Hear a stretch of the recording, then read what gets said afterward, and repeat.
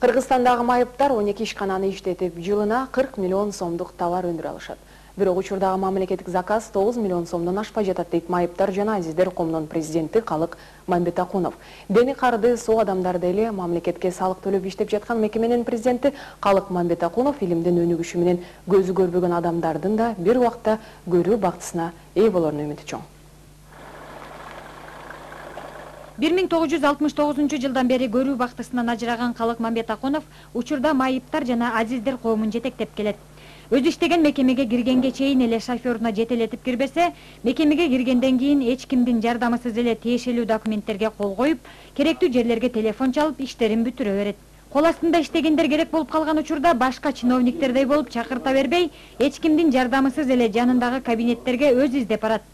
Учурда ал жетектеген майыптар жана Азиздер коому 14 ишкананы иштетип, жыл сайын 9 миллион сомдук товар өндүрүп жатат. Былтыркы 2006 жылы Курумбек Салиевичтин тапшырмасы боюнча министрликтер бизге 40 миллион сомго чейин мамлекеттик заказ чыгарганга продукцияларын тапшырабыз дешкен. Тилекке каршы былтыркы жылы 9 миллион 700 миң сомго эле өндүрүштү иштеттик. Ал эми Кудайга шүгүр быйыл кичине дурусураак 6 ай өттү 2007 жылы бул боюнча biz 11 миллион сомго продукция чыгардык. Кол астында иштегендердин айтуусунда бул жетектеген мекемеде кечигүү деген жок. Калык Барктабасович көзү көрбөсө дагы колундагы сүйлөөчү сааттын жардамы менен бардык иштерди айтылган убагында аткарууну талап кылат. Ал гана эмес, үйүнө дагы ар дайым бир убакытта барат. Жубайы Динар эжекөсү иштен келип, машина дарбазанын алдына келип токтогондо, үйдөн аларды чыдамсыздык менен күтүп олтурушкан неберелери менен 3 жаштагы кичинекей кызы Динайым тосуп чыгат.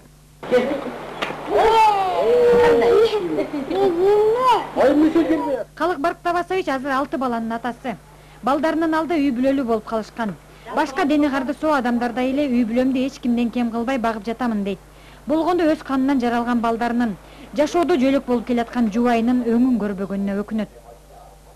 Атамдын өңүн көрсөм дейм, бир туугандарымдын өңүн көрсөм дейм, аялымдын өңүн көрсөм дейм, балдарымдын, жакын досторумдун, кызматташтарымдын өңүн көрсөм деп каалайм.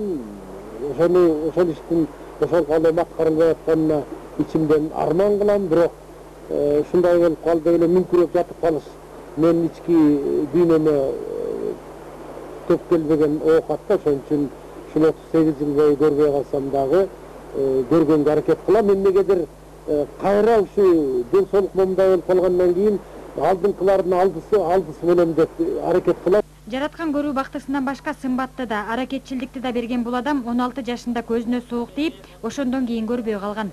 Ал эми жарыктыктагы көргөн акыркы элестерин арадан 38 жыл өтсө да унут элек. Ошондой эле жакын адамдарынын жаш кезин гана көргөндүктөн аларды эч качан картаң элестете албайм дейт. Ошол кезде көргөндөр ошол кездегидей эле калат да. Мен азыр атамды ошол кездеги жаш кезинде эле элестейм. Мен эч качан кары кезин такыр көргөн жокмун да.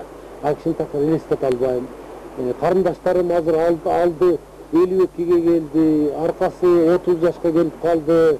Аларды деле ошо баягы кенедей кездери 2 жаш, 3 жаш, 5 жаш, 10 жаш курактар боюнча эле мен эсимде калды да. Жубайы Динар эженин айтуусунда Калык Барктабасович адамдардагы баардык асыл сапаттарды камтыган адам. Көргөн адамдардан дагы артык дизайнер.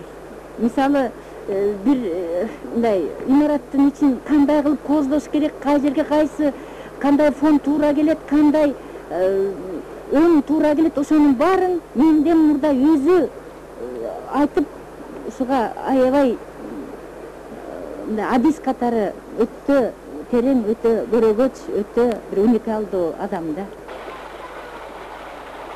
Мирахан Абдукапарова, Алмаз Жусупов, Кыргызстан маалымат программасы. В Гонконге ученые представили специальные очки и ботинки, которые помогут слепым людям передвигаться по городу. Очки и ботинки имеют встроенный компьютер и могут определять местонахождение объектов на расстоянии и предупреждать об этом человека. Так заботятся о незрячих в Китае. Намного меньше внимания уделяется инвалидам по зрению в Кыргызстане. Не надеясь на помощь государства, они привыкли помогать друг другу сами. Чингиз Исангулов продолжит тему. Калыкмамбет Такунов потерял зрение в процессе переохлаждения. Произошло это в ущелье Чоңкузылсу во время снежной бури.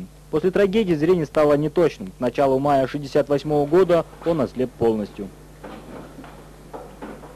С 5 апреля 1991 года он возглавляет Кыргызское общество слепых и глухих. С развалом Союза, несмотря на финансовые и экономические трудности, он сохранил все производственные предприятия этого объединения. После этого сумел открыть еще 3 объекта. В 12 предприятиях работают 802 человека, из них 75% это незрячие, глухие рабочие. Мы в состоянии сегодня ежемесячно выпустить в объеме 15 миллионов сомов продукции, а в год минимально на 185 миллионов сом. В летние дни они живут на даче. После рабочего дня они едут домой, чтобы быть вместе с маленькой дочкой и внуками. Возвращение папы и мамы они ждут с нетерпением. Как только услышав сигнал машины, они бегут к ним всегда навстречу.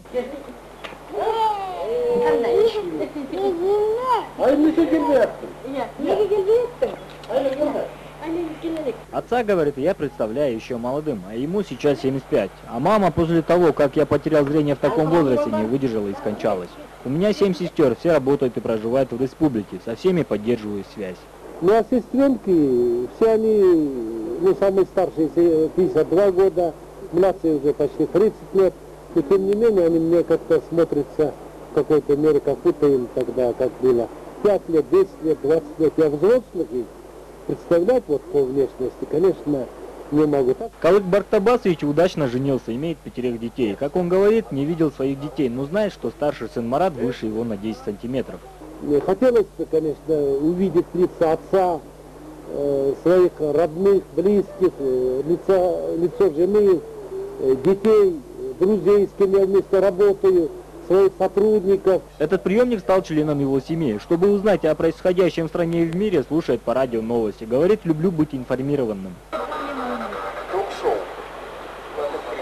Калыкмамбет Такунов никогда никуда не опаздывает, любит точность, даже домой по графику, а на встречу выходит на минуту раньше.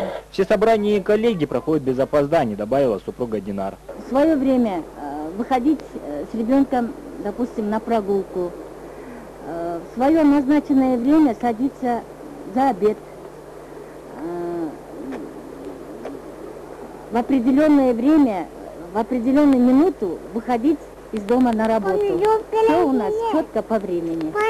Я не переживаю, что потерял зрение. Я всегда на мир смотрел с оптимизмом. Всегда был впереди и люблю быть первым. Говорит Калыкмамбет Такунов. После потери зрения особенно хотел всегда не отставать ни от кого, ни от здоровых людей в первую очередь. По работе тоже так постараюсь всегда быть впереди. Не только чтобы самому быть впереди. Я хочу, кто со мной рядом идут, кто за мной идут, чтобы они тоже шли по жизни уверенно. Я всегда помогал и поддерживал всех инвалидов в первую очередь. Для них мы строим дома. Чтобы ни было, я готов им помочь везде. Но та юношеская мечта не угасла. Мне по-прежнему хочется увидеть солнечный свет, добавил Калык Бартабасович.